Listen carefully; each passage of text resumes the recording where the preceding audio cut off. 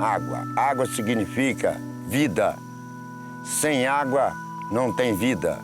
A gente está tratando de um rio que passa por uma das regiões mais populosas e industrializadas do país. Sem água, a vida não se sustenta, a vida não se mantém. E não só para a espécie humana, mas também para outras espécies também biológicas. Pensando nele que é vida, ele é água, a gente depende dele para a nossa sobrevivência. O rio está sempre num estado crônico de poluição. Esse rio vai morrer. A água que chega na torneira foi desse rio que foi tratado.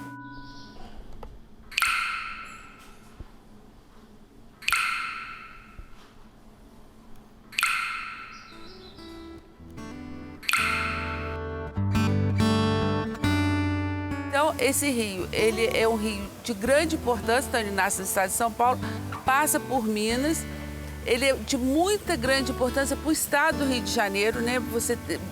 São 55 municípios que dependem dessa água, né? E a foz dele, ela é em Campos, em Atafona. Você tem uma população aí de 13 milhões aqui no estado do Rio, somando aqui da região do Médio, Baixo, da região serrana, né, que estão interligados, mais a população da metrópole do Rio, soma-se 13 milhões de habitantes. O Rio Paraíba é importantíssimo historicamente para a região, para a formação da região. Ele tem um papel econômico extremamente relevante, uma importância de identidade também. A própria nomenclatura do rio se incorpora ao dia a dia aqui da identificação dos municípios, né, na região do Paraíba, região do Vale do Paraíba.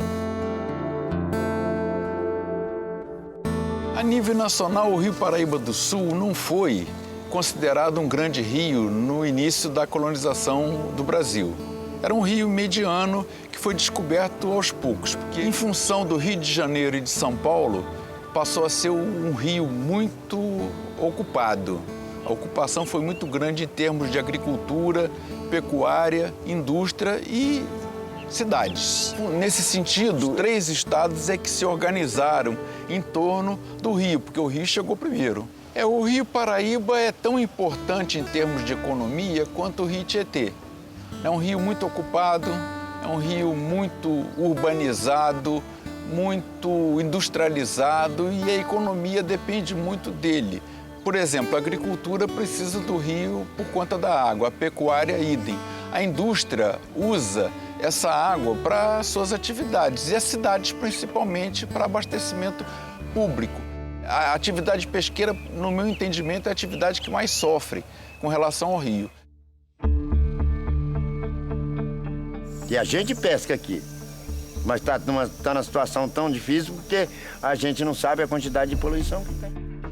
É possível pescar, mas você corre o risco de pescar o peixe, comer ele e ainda parecer uma doença para você mais tarde.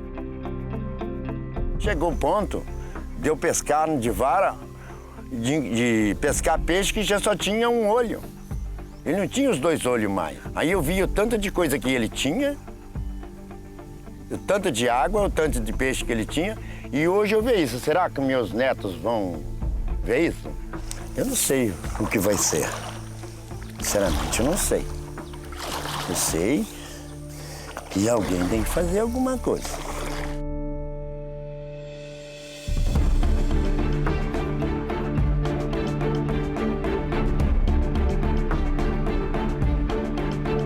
A força ambiental, ela enfrenta um poder muito maior, que é o poder do dinheiro, o poder político. A água é o elemento primário de toda a vida, né? É o elemento fundamental para o surgimento e a constituição do que a gente chama de vida. A gente tem aqui no Rio Paraíba do Sul 3 espécies de organismos que a gente tem como emblemático. Eu começo citando o cágado de Rogue, que é uma espécie de cágado dulcícola, ou seja, um cágado, né, um quelônio de água doce. Outra espécie é uma espécie de peixe, de bagre, que é o surubim do Paraíba. E uma terceira espécie que eu gosto muito de focar é uma espécie de árvore, né, da flora, que é o guapuruvu. E eu gosto muito de frisar porque são espécies ameaçadas de extinção. E uma constatação que eu acho muito interessante é é um paradoxo muito interessante. Em cidades litorâneas, no litoral, a gente tem as residências voltadas de frente para o mar. Ou seja, você aprecia, a população, as cidades apreciam o mar, né? No caso do Rio Paraíba do Sul, não. O Paraíba fica nas costas das cidades. Ou seja, é uma forma de invisibilidade social, ou seja, a sociedade não se enxerga no rio, não vê o rio. E utiliza isso até como uma forma de tirar o peso da consciência de poluição, de se jogar o lixo. Ou seja, você joga o lixo, você polui, mas você não está vendo isso. Ou seja, é uma forma de você ficar bem com a sua consciência. Só que para a natureza não funciona assim, a natureza tem a sua resposta. E hoje o que a gente vê no Rio Paraíba do Sul com esse ataque urbano, que muito tem o papel das pessoas, do cidadão, que falta ainda esse esclarecimento, essa consciência de não poluir o rio, não jogar o lixo dentro do rio. Mas tem também a ausência do poder público. Hoje, em toda a bacia do Rio Paraíba do Sul, 90% do esgoto não é tratado, é jogado in natura dentro do rio. E tem também essa parte industrial, na qual você joga os dejetos sem nenhum tipo de tratamento diretamente na calha do rio, com impacto para a saúde humana e para essas espécies, principalmente as endêmicas, que dependem exclusivamente do Rio Paraíba do Sul, porque só aqui se constituem os hábitats dela. A questão da poluição dos recursos hídricos de forma geral e em particular do Rio Paraíba do Sul é bastante preocupante. Se os municípios, os estados não se juntarem, se unirem forças para resolver o problema do saneamento básico, nós não vamos conseguir resolver o problema da poluição do Rio Paraíba do Sul, dos seus afluentes e de tantos outros rios que estão convalescendo. Então é dever de todos, da coletividade, do Estado, proteger e preservar o meio ambiente. Há muito tempo vem se falando do assoreamento do Rio Paraíba do Sul, né? Que no decorrer dos anos ele veio perdendo a capacidade de absorção das águas de chuva. Então hoje a gente tem um rio que no passado teve 20, 30 metros de profundidade e hoje ele está com 2 metros de profundidade num ponto mais fundo. É inacreditável os caras não quererem tirar a terra de dentro do rio. Por que não tiram a terra do rio?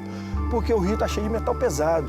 CSN, as empresas aí para cima, São Paulo, esse metal pesado desceu todo no rio.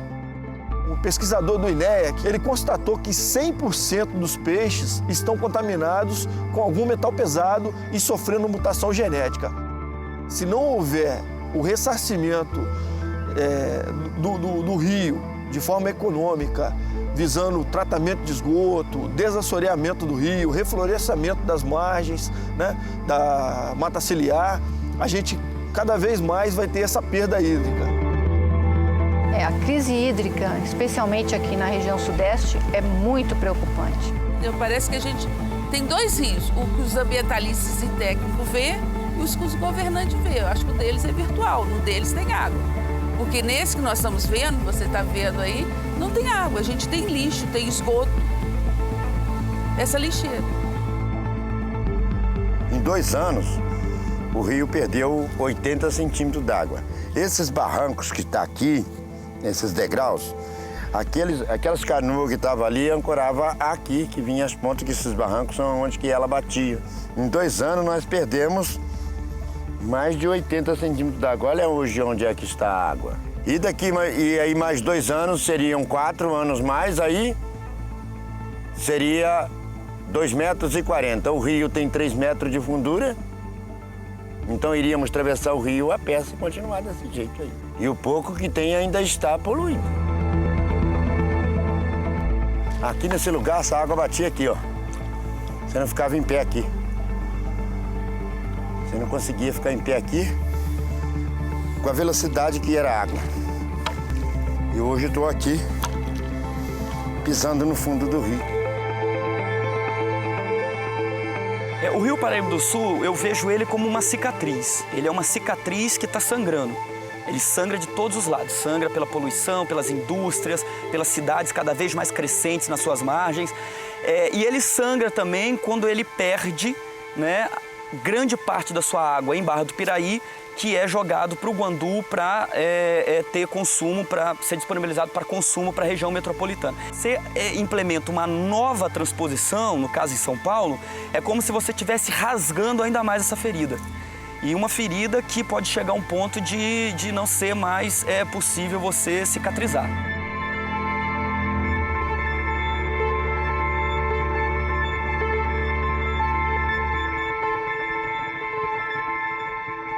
A crise hídrica no Brasil, ela deveria servir como um pisca-alerta para a gente tirar o S de crise e criar caminhos de gestão para a proteção e preservação dos nossos recursos hídricos, do nosso ouro azul.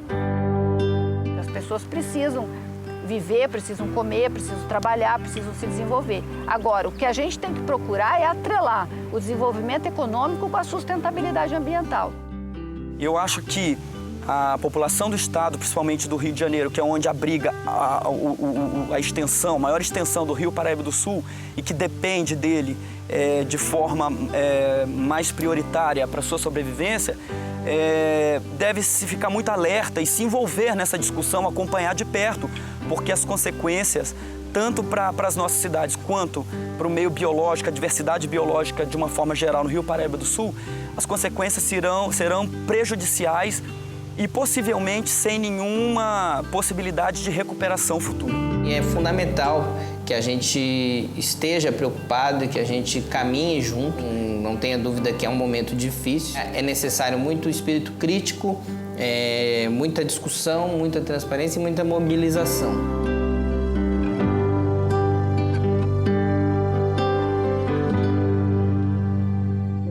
Em regra, todos nós padecemos de certo analfabetismo funcional em termos ecológicos. Se você não educa a criança, você não vai ter homens conscientes com relação à questão do meio ambiente, as questões ambientais. A sociedade, ela não dá conta que a água que chega na casa dela vem desse rio. As pessoas ainda têm essa cultura que a água vem da torneira, mas não faz a ligação de onde veio essa água. Ninguém entende que a água que chega na torneira foi desse rio que foi tratado. Eu diria a cada um, e quando for abrir uma torneira, pensasse muito em deixar ela aberta para não perder a água, que cada dia está diminuindo aqui. Cada dia morrem milhões de seres aqui nesse rio por causa dessa torneira que ficou aberta. Que a gente tenha um novo olhar para esse rio. Ele é tudo. Ele é tão importante para mim quanto é a minha vida. Ele é tão importante para mim quanto é a minha vida, porque ele é uma vida. É dele que nós vivemos, sobrevivemos, e é eu e todos. Água é vida. Ame-a, poupe-a, cuide.